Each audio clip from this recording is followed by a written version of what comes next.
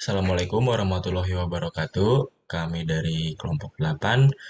Di sini kami akan mempresentasikan dari makalah yang sudah kita buat untuk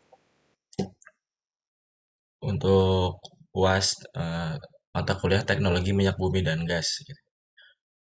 Kami dari kelompok 8 beranggotakan di next. Saya sendiri Lutfi Pundi Rabbani dengan NPM 29, ada David Kevin dengan NPM 23, dan Muhammad Fajar Alkemi dengan NPM 42. Jadi, untuk pendahuluan, secara terminologi, pengertian minyak bumi itu telah berkembang selama beberapa tahun. Ya, untuk eh, secara garis besarnya itu minyak bumi adalah campuran senyawa hidrokarbon, gas, cair, dan padat yang terjadi di deposit batuan sedimen di seluruh dunia dan mengandung sedikit senyawa nitrogen, oksigen, dan sulfur serta sedikit konstituen logam. Nah, kemudian industri minyak bumi tidak hanya menyediakan bahan mentah untuk plastik dan produk lainnya, tetapi juga bahan bakar untuk energi, industri, pemanasan, dan transportasi. Kata minyak bumi itu berasal dari bahasa Latin, petra, dan oleum, yang secara harfiah berarti minyak batuan dan mengacu pada hidrokarbon yang terdapat di batuan sedimen dalam bentuk gas, cairan, semi padat, atau padatan. Untuk aspal, yaitu menurut American Society for Testing and Material atau ASTM, adalah suatu material bahan hidrokarbon yang bersifat melekat atau adesif, yang berwarna coklat tua sampai hitam, padat atau semi padat yang terdiri dari bitumen-bitumen yang terdapat di alam atau diperoleh dari residu minyak bumi, tahan terhadap air, bersifat termoplastik, dan bersifat viskoelastis sehingga akan melunak dan mencair bila mendapat cukup pemanasan dan sebaliknya. Nah, untuk komposisi utama dari aspal sendiri merupakan hidrokarbon dengan atom C40. Di alam, aspal dapat diperoleh secara alami maupun dari hasil pengolahan minyak bumi. Nah, untuk tahap eksplorasi si aspal ini terdapat eh, dua tahap, yaitu ada metode seismik, eh, saya ada metode seismik mm, dan metode magnetik. Atau metode magnetik berbasis pada pengukuran efek magnetik yang menghasilkan oleh variasi konsentrasi mineral ferromagnetik seperti magnetit. Alat yang digunakan untuk eksplorasi magnetik bervariasi dari kompas tambang sederhana yang digunakan pada abad ke-17 hingga unit magnetik udara yang sensitif memungkinkan variasi intensitas untuk diukur dengan akurasi lebih dari 1/10.000 bagian dari medan magnet bumi.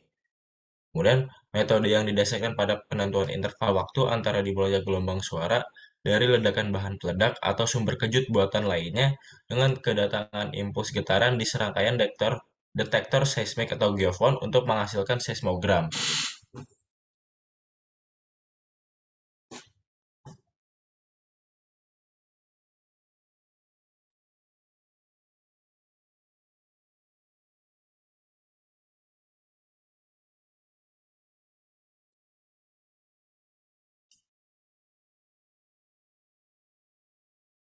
Untuk selanjutnya ini ada eksploitasinya yang dibagi menjadi beberapa tahap. Yang pertama itu persiapan untuk operasi drilling, kemudian pengeboran, dan yang ketiga ada recovery.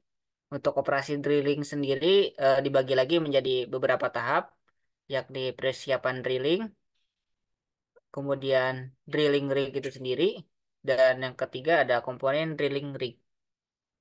Kemudian bagian pengeboran juga terdiri dari beberapa tahapan, yakni pemasangan bit bore, kemudian pemasangan keli dan mulai pengeboran, kemudian ada lumpur keluar melalui sirkulasi lubang, kemudian jika semakin dalam akan ditambahkan join pipa bor, kemudian jika pengeboran telah selesai, hapus pipa bor ketika sudah mencapai kedalaman yang diinginkan. Dan yang terakhir ada recovery. Recovery juga dibagi menjadi beberapa tahap. Yang pertama oil mining, yang dibagi menjadi tar sand mining dan hot water process. Kemudian ada non mining.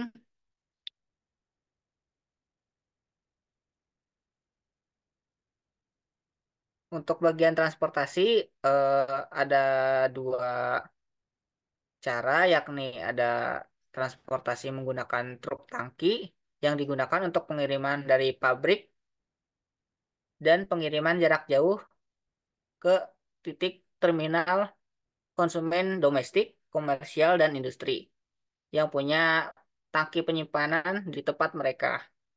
Yang kedua ada penggunaan kapal, kapal tanker yang menyalurkan minyak antar pulau ataupun antar negara yang dipisahkan oleh laut yang luas. Contohnya ini kapal MT LG Asphalt One yang termasuk oil tanker yang membawa muatan aspal karena termasuk jenis muatan yang khusus sehingga punya penanganan khusus, yakni suhunya dijaga antara 175 derajat hingga 195 derajat.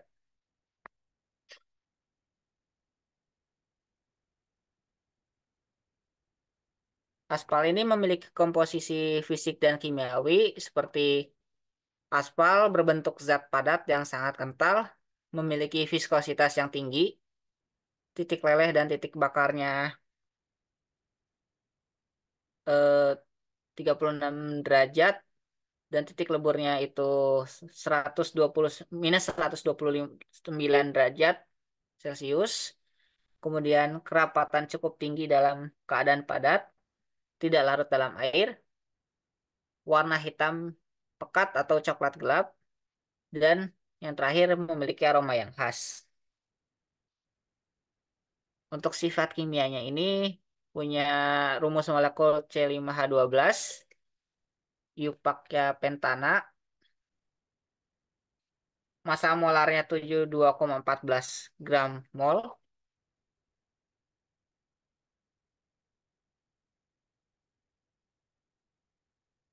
dan kepadatannya 626 kilogram meter kubik.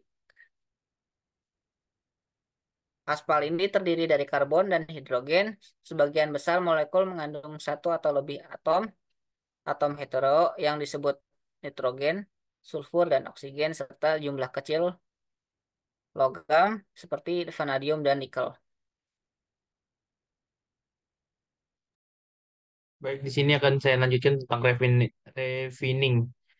Pada proses pengolahan minyak mentah dimasukkan ke dalam penukar panas atau pemanas tabung di mana suhunya dengan cepat dinaikkan untuk distilasi awal. Kemudian minyak tersebut masuk ke dalam menara distilasi atmosferik di mana komponen atau fraksi yang lebih rendah eh, atau lebih mudah menguap atau fraksi-fraksi tersebut menguap dan diambil untuk diolah lebih lanjut menjadi nafta, bensin, kerosin, dan berbagai produk minyak bumi lainnya. Residu dari proses distilasi atmosferik ini adalah fraksi berat minyak mentah yang biasa disebut minyak mentah yang telah di atas. Ini dapat digunakan sebagai bahan bakar minyak residu dan atau diolah lebih lanjut menjadi sejumlah produk termasuk aspal.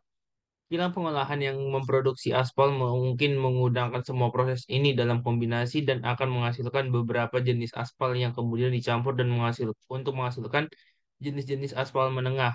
Ini adalah gambar proses diagram alir dala- untuk petroleum aspal.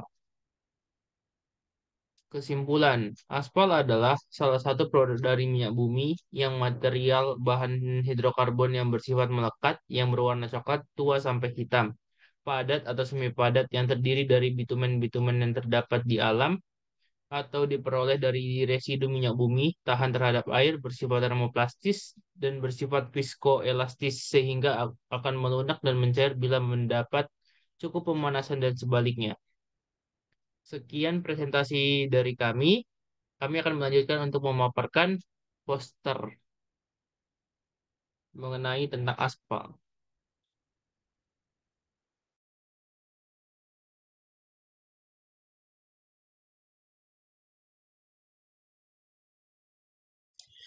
Baik, akan kami lanjutkan untuk poster mengenai aspal ini. Jadi kata aspal itu diyakini berasal dari istilah kuno Akkadian yang yaitu aspaltik.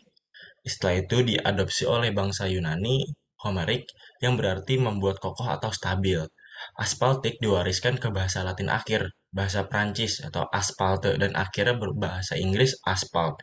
Dari masa lalu kuno hingga sekarang, aspal telah digunakan sebagai semen untuk perekatan, pelapis, dan penahan air objek. Aspal adalah suatu bahan yang terdiri dari campuran antara batuan, yaitu agregat kasar dan agregat halus, sebagai bahan ikat aspal yang dengan bahan ikat aspal yang mempunyai persyaratan tertentu, di mana kedua material sebelum dicampur secara homogen harus dipanaskan terlebih dahulu. Untuk sifat kimia dari aspal itu ada rumus molekulnya itu C5H12 dan IUPAC-nya itu pentana, titik didihnya 36,1 derajat Celcius dan titik leburnya itu minus 129,8 derajat Celcius. Dengan massa molarnya itu 72,14 gram per mol, dengan kepadatannya itu 626 kilogram per meter kubik.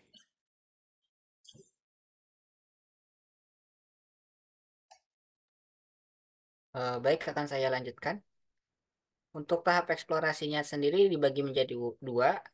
Yang pertama tahap metode seismik yang didasarkan pada penentuan interval waktu antara dimulainya gelombang suara dari ledakan bahan peledak atau sumber kejut buatan lainnya dengan kedatangan impuls getaran di sekitar detektor seismik, dan metode magnetik yang berbasis pada pengukuran efek magnetik yang dihasilkan oleh variasi konsentrasi mineral ferromagnetik seperti magnetik. Kemudian untuk tahap eksplorasinya ada proses operasi drilling yang di- diawali dengan persiapan drilling, kemudian ada drilling rig, dan yang ketiga ada komponen drilling rig. Kemudian dilanjutkan oleh pengeboran, dan yang terakhir adalah recovery. Untuk komposisi dari aspal ini sendiri terdiri dari karbon dan hidrogen. Sebagian besar molekul tersebut mengandung satu atau lebih atom-atom heterogen yang disebut nitrogen, sulfur, dan oksigen, serta sejumlah kecil unsur logam, yang utamanya ini vanadium dan nikel. Baik, di sini saya akan melanjutkan mengenai refining. Minyak mentah terdiri dari berbagai produk, termasuk aspal. Proses penyulingan memisahkan berbagai produk tersebut dan memungkinkan aspal untuk dipulihkan. Diagram alir aspal petroleum umumnya menunjukkan aliran minyak mentah melalui sebuah kilang minyak. Ditekankan pada bagian dari proses yang terkait dengan penyulingan dan produksi semen aspal. Pada proses pengolahan, minyak mentah dimasukkan ke dalam penukar panas atau pemanas tabung di mana suhunya dengan cepat dinaikkan untuk distilasi awal. Kemudian minyak tersebut masuk ke dalam menara distilasi atmosferik di mana komponen atau fraksi yang lebih ringan lebih mudah menguap atau fraksi-fraksi yang tersebut menguap dan mengambil untuk diolah lebih lanjut menjadi nafta, bensin, kerosin, dan berbagai produk minyak bumi lainnya. Residu dari proses distilasi atmosferik ini adalah fraksi berat minyak mentah yang biasa disebut minyak mentah yang telah di atas. Minyak ini dapat digunakan sebagai bahan bakar minyak residu atau diolah lebih lanjut menjadi sejumlah produk termasuk aspal. Conclusion atau kesimpulan. Kesimpulannya adalah aspal adalah salah satu produk dari minyak bumi, material bahan hidrokarbon yang bersifat melekat yang berwarna coklat tua sampai hitam, padat atau semi padat, yang terdiri dari bitumen-bitumen yang terdapat di alam dan diperoleh dari residu minyak bumi dan tahan terhadap air, yang bersifat termoplastis dan bersifat viskoelastis sehingga akan melunak dan mencair bila mendapat cukup pemanasan dan sebaliknya. Sekian dari kelompok kami, kelompok 8, atas presentasinya, atas perhatiannya kami ucapkan terima kasih.